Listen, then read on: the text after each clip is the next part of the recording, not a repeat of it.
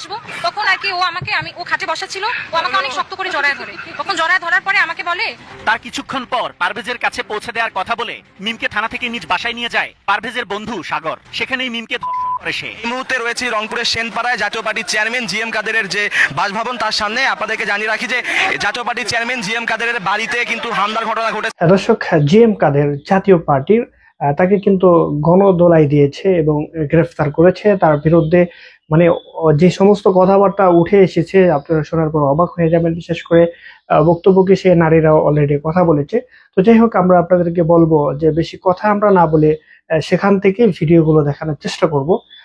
তাই না টেনে পুরো ভিডিওটা দেখবেন এবং চ্যানেলে আপনারা যারা নতুন আছেন চ্যানেলকে সাবস্ক্রাইব করে প্রতিনিয়ত ভিডিও পেতে আমাদের চ্যানেলকে সাবস্ক্রাইব করবেন। তো চলুন আমরা বিস্তারিত। জাতীয় পার্টির চেয়ারম্যান জিএম কাদেরকে গ্রেফতারের দাবিতে রংপুরে তার বাসার সামনে বিক্ষোভ করেছেন একদল শিক্ষার্থী। এ সময় জাতীয় পার্টির কর্মীদের সাথে তাদের ধাওয়া পাল্টা ধাওয়া হয়। এক পর্যায়ে বিক্ষুব্ধ শিক্ষার্থীরা বাসার সামনে দুটি মোটরসাইকেল আগুন দিয়ে জ্বালিয়ে দেয়। ঘটনাস্থল থেকে আরো জানাচ্ছেন রংপুর প্রতিনিধি শাহরিয়ার মিম। মিম, কি ঘটেছিল একটু জানতে চাইবো আপনার কাছে আবারও। আপনাকে অসংখ্য ধন্যবাদ। এই মুহূর্তে রয়েছি জিএম কাদের, জাতীয় পার্টির চেয়ারম্যান জিএম কাদেরের যে সেনপাড়ার বাসা রংপুরে, তার সামনে। নিশ্চয়ই আপনারা দেখতে পাচ্ছেন যে তার যে সেনপাড়ার যে বাসা স্কাই ভিউ, আমরা সেখানে দেখতে পাচ্ছি যে একটি মোটরসাইকেলে কিন্তু অগ্নিসংযোগ করা হয়েছে এবং এছাড়াও কিন্তু এই বাড়ির সামনে কিন্তু হামলার অভিযোগ কিন্তু এখানে কিন্তু বলেছেন এখানকার যারা জিএম কাদেরের বাসা যারা ছিলেন তারা কিন্তু আমাদেরকে জানিয়েছেন। আপনাদেরকে জানিয়ে রাখি যে মূলত এই যে ঘটনার সূত্রপাত সেটি হচ্ছে যে বিক্ষুব্ধ শিক্ষার্থীরা যারা রয়েছেন তারা কিন্তু মূলত জিএম কাদের রংপুরে অবস্থান করায় তার প্রতিবাদ জানিয়ে রংপুর প্রেস ক্লাবের সামনে থেকে একটি বিক্ষোভ মিছিল বের করেন। সেই বিক্ষোভ মিছিলটি কিন্তু সেখান থেকে শুরু করে এসে রংপুরের যে সেনপাড়ায় জিএম কাদের যে তার যে বাসা, তার বাসায় কিন্তু এখানে আসে এবং এখানে এসে বিক্ষুব্ধ শিক্ষার্থীরা এখানে অগ্নিসংযোগ করে এবং এখানে যারা ছিলেন তাদের সাথে কিন্তু তর্ক বিতর্কে জড়িয়ে যায়, এমনটা কিন্তু আমরা প্রাথমিকভাবে জানতে পেরেছি। এবং এই পর্যায়ে যদি বাসার সামনে আপনাদেরকে অবস্থা দেখাই, আপনারা নিশ্চয়ই দেখতে পাচ্ছেন এখানে কিন্তু এই মুহূর্তে জাতীয় পার্টির নেতাকর্মীরা কিন্তু অবস্থান নিয়েছেন। আর তারা যে কি বলছেন যে তার আগে কিন্তু কেউ ছিল না। একটু বলবেন কি হয়েছিল আসলে? এখানে কেউ ছিল না, এখানে আসলে কেউ ছিল না। এখানে অতর্কিতভাবে ওরা মাইক নিয়ে ওরা কি আন্দোলন করবে, জিএম কাদেরকে এখনই ধরতে হবে, এভাবে করতে করতে হুট করে ওরা ঢিল নিয়ে এরা ঢুকে বললো এই একটা মোটরসাইকেলে আগুন লাগাই দিছে। সেই সময় কি আসলে চেয়ারম্যান মহোদয় ছিলেন কিনা? চেয়ারম্যান মহোদয় তো বাসায় উপস্থিত আছেন, 100% সুস্থ আছেন। তার তো ওখানে ওরা তো আর বাসায় ঢুকতে পারে নাই, বাইরে থেকে যা করে চলে গেছে। আমাদের লোকজন নয়, আমাদের একটা মোটরসাইকেল পড়ে গেছে আর অন্য মোটরসাইকেল গুলোর গ্লাস ভাঙছে। এই এখন পরিস্থিতি কি দেখছেন? এখন পরিস্থিতি যা দেখতেছি, এখন আপনারা জানেন এই পরিস্থিতিটা কি রকম আছে, এটা তো আপনারাই ভালো বলতে পারবেন। মূলত কারা এসব করলো? এটা তো আমরা যেটা ওদের মাইকে যে স্লোগানটা দিচ্ছে ওরা এনসিপি ছাত্র সমাজ বলতেছে, এই বলি চিল্লাইতে আসলো এদিকে।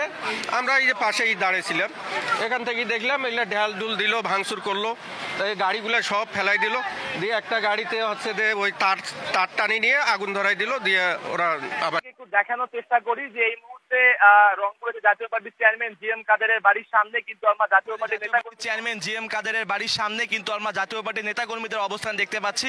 এখন থেকে কিছুক্ষণ আগে কিন্তু যে এই বাসার সামনে ধাওয়া পাল্টা দেওয়ার ঘটনা ঘটেছে, আমরা এখানে এই মুহূর্তে এখন পর্যন্ত কিন্তু আমরা আইন শৃঙ্খলা বাহিনীর আমরা সদস্যদের কিন্তু দেখেছি, তবে সীমিত আকারে সীমিত পরিসরে, খুব বেশি আমাদের চোখে পড়েনি। এবং আপনাদেরকে আরেকটি তথ্য জানিয়ে রাখি যে এই মুহূর্তে যে জাতীয় পার্টির যিনি চেয়ারম্যান রয়েছেন তার বাড়ির সামনে তারা আসলে এই জাতীয় পার্টির যে চেয়ারম্যানের বাড়িতে এবং এখানে যে মোটরসাইকেল যে হামলার ঘটনা ঘটেছে, যারা এই হামলার ঘটনা ঘটিয়েছে তাদের বিরুদ্ধে কিন্তু তারাও এখানে কিন্তু অবস্থান নিয়েছেন। এখানে যে কোনো ধরনের অপ্রীতিকর ঘটনা ঘটতে পারে এই আশঙ্কা করা হচ্ছে, তবে আইন শৃঙ্খলা বাহিনীর সদস্যরা কিন্তু এই এলাকায় কিন্তু ব্যাপক নজরদারি এখন রেখেছেন। সবকিছু মিলে রংপুরে জাতীয় পার্টির চেয়ারম্যান। দর্শক, ইতিমধ্যে আপনারা আমাদের স্ক্রিন থেকে ভিডিও ফুটেজ দেখতে পেয়েছেন। বিশেষ করে জিএম কাদের সম্পর্কে আপনাদের মূল্যবান মতামত জানাবেন। তবে যারা মানে মূল পয়েন্টটা জানতে চাচ্ছেন, তবে সর্বশেষ ভিডিওটা দেখলেই স্পষ্টভাবে তার যত প্রকারের কুকীর্তি আর কি সেগুলো আপনারা জানতে পারবেন। তো চলুন সর্বশেষ ভিডিওটা। তুমি এখানে আসবা কেন? আসবে সাথে ইমরানের সম্পর্ক 2 বছর ধরে। শারীরিক কোনো সম্পর্ক হয়েছিল? হ্যাঁ, তার সাথে আমার শারীরিক সম্পর্ক হয়েছিল। তারপরে আপনাদের দুজনের হাতে নাতে ধরলো? হ্যাঁ, আমাদের দুজনের হাতে নাতে ধরছে।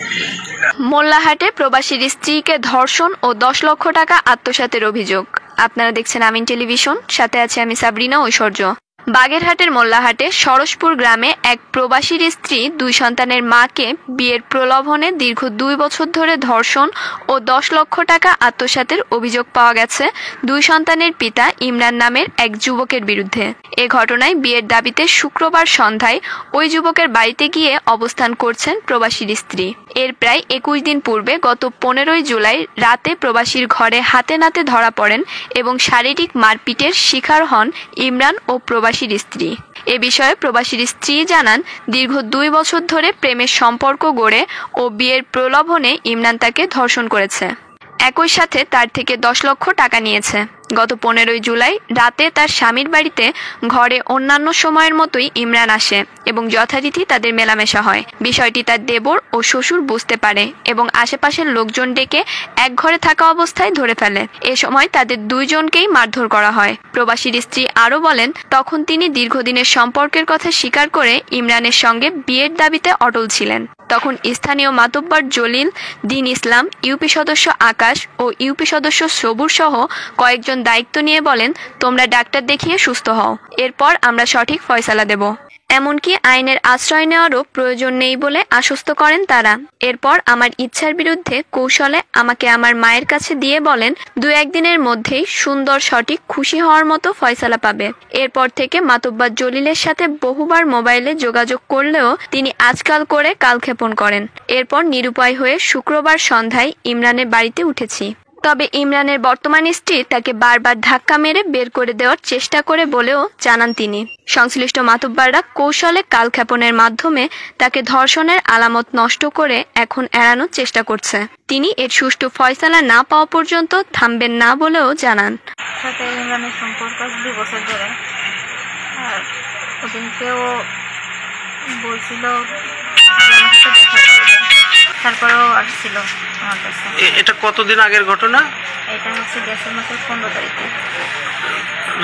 কত রাত্রে আপনার কাছে গেল? 10টার দিকে। জি।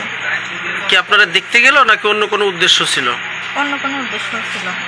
আচ্ছা, তারপরে কি হলো? যে দেখতে গেলে তারপরে দরজা ছিল, তারপরে শারীরিক কোনো সম্পর্ক হয়েছিল? হ্যাঁ, তার সাথে আমার শারীরিক সম্পর্ক হয়েছিল। তারপরে কি হয়েছিল? তারপরেও বাড়ি যাওয়ার জন্য বেরোবে, তা হঠাৎ করে এর মধ্যে আমাদের বাড়িতে এসে ঠিক পাইছে যে আমার ঘরে কেউ আছে। তারপরে তারা আপনাদের 2 জন। দর্শক, সর্বশেষ ভিডিও ইতিমধ্যে আপনারা দেখতে পেয়েছেন। ভালো থাকবেন। আজকে আমরা এখানে বিদায় নিচ্ছি। অন্য কোনো ভিডিওতে আবার দেখা হবে আপনাদের সাথে।